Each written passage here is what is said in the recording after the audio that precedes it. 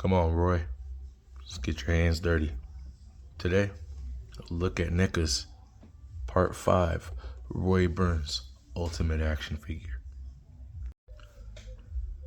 Now first, I know what everybody thinks. Part 5 is a horrible movie.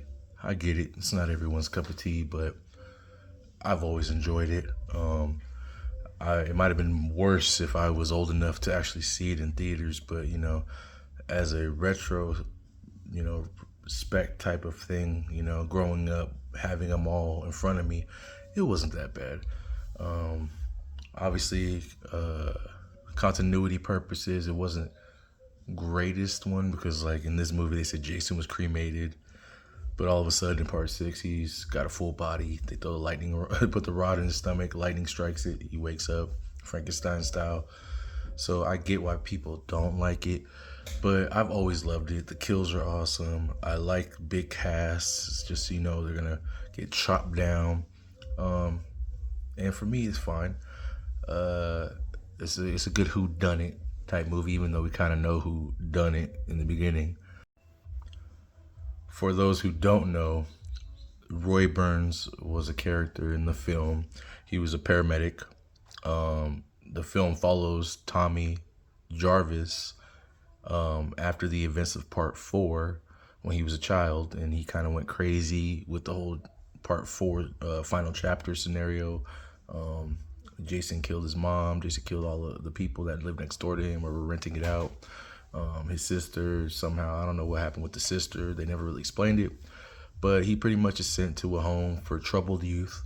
There's kids in there that are psychos. There's kids in there that are, special needs. There's kids in there that, are bad news or just too delinquent, to be in society. And he's sent there to kind of get a new start in life, trying to, repair his mental health from the trauma that he endured in Part 4.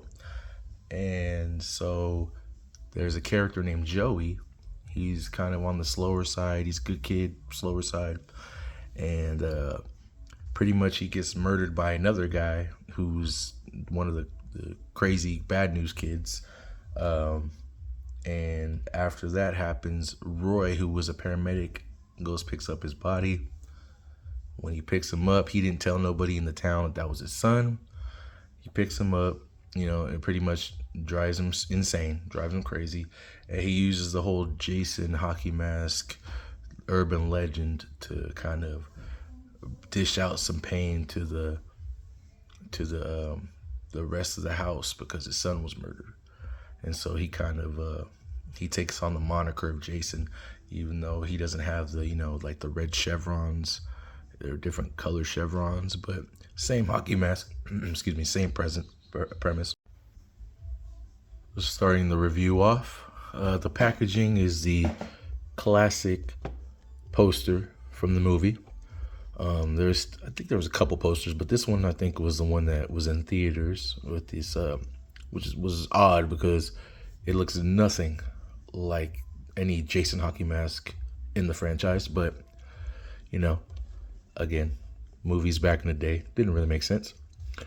It's the classic NECA Ultimate Packaging. Friday the 13th, Part 5, New Beginning. NECA Real Toys. See the red chevron or the blue chevrons. On the back right here, that's the paramedic vehicle that Roy would drive. It says right here, Friday the 13th, Part 5, A New Beginning. Still haunted by his past, Tommy Jarvis, who was, as a child, killed Jason Voorhees, wonders if the serial killer is connected to a series of brutal murders occurring in and around a secluded halfway house where he lives now. It says the set includes a spike, cleaver, a flare, a knife, hedge trimmers, machete, a spear, and what was it? I can't read that. And a removable mask. A garrote. The side is the same as the other side. Barcodes. In case you guys are interested in picking this guy up. Real Toys. Director Randy Falk, you know Randy. He's been with NECA. He created NECA, I believe. I've seen his name on the packages for 25 years. All the sculpts, in case you're interested in all the names. On the top, there you go, 17 and up, NECA. Open it up. As you can see, it's Roy in action over here on this side. Typical NECA packaging. Looks great, obviously. Yeah, looks good. So let's open this guy.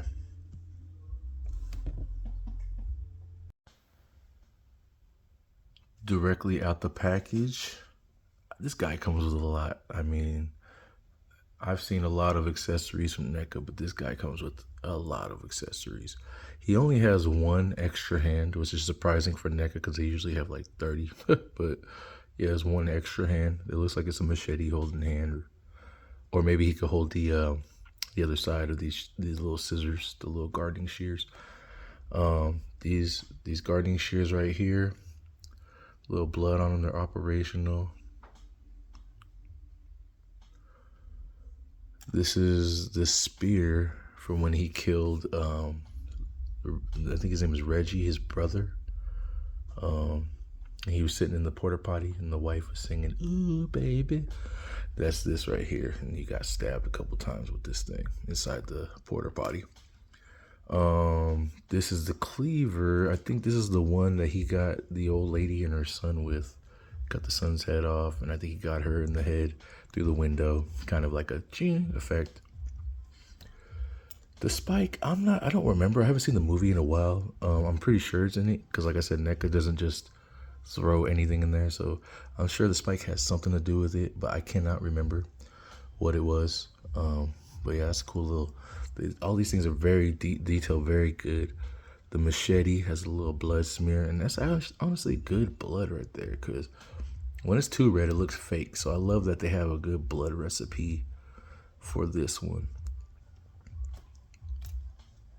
Here is the knife and one of his knives.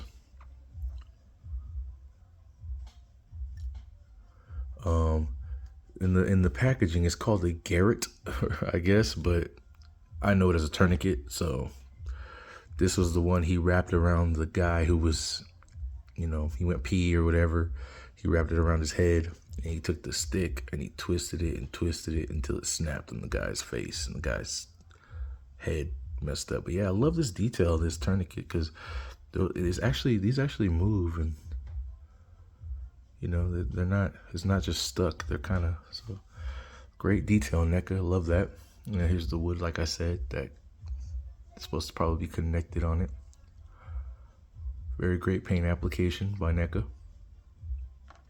And this is the flare where he killed those the two guys that car was broken down, and he stuck this in the guy's mouth. But it's just an awesome little detail, all from the film. Now, as you can see, Roy, he had a different outfit as Jason. His outfit was like Michael Myers, kind of with coveralls, whereas Jason usually wears a pair of pants and a button-up shirt. And yeah, the detail's good on this. I love the mask. NECA gets better and better every year with hockey masks. Hockey masks, I remember I got the very first Jason figure from McFarlane. And since that time, these things are getting better and better and better. I mean, they look so good. He got the blue chevrons all on his face right there. It's really awesome. The color is perfect. Matches the tone of the mask. And another thing is Roy's face. See, he's wearing what they call a hood. A hood is so you don't have to have the makeup prosthetics on. This is how actually the actors really look who play Jason. They usually have this this look like in between takes. Like if they want to take a breather, they could take off their mask and breathe. But then and then the hockey mask just disguises everything, like right when you put it back on. Oh, see something like right when you put it back on, you can't even notice it. So yeah, that's a great detail with the hood.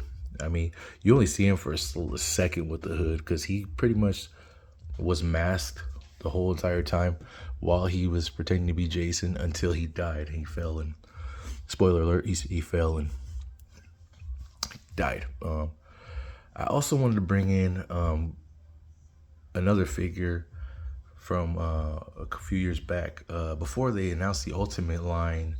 This is before I understood, that an Ultimate line would always come, or like, and I was rushing trying to get something for my Jason collection, and I wasn't patient back then. And this is the cloth figure of the same character. This is the clothed Roy figure. And as you can see, it's a little bit taller. It might just about the same height, but it's a little bit taller because that cloth figures are I think they're 112. Is that 112 is 8, I believe. I'm not sure. I forgot. But yeah, it's a little bigger. It's 8-inch. This is a 7-inch. But this came with the real clothing. I have all his pieces and everything in here as well. Comes with pretty much the same stuff. The Ultimate comes with more, obviously, but yeah, I just wanted to compare him. And you take off his mask, and yeah, his face is just a million times better. Like you could comparison right here. Compared, a million times better. NECA did a great job. They always do great when they reissue figures, because I don't know if they're not happy with it or customers aren't happy with it, but I do enjoy that they tend to, resculpt and not just repurpose everything, especially with this one, because at the time I thought this was awesome. But then now I look at this one compared to this one, I mean, it's no comparison. This one clearly looks better and it's more posable. He has double jointed elbows. I believe it's one of the first ones he gave double jointed elbows to. So he has double joints in there. Another double joint in here. His legs back and forth swivel.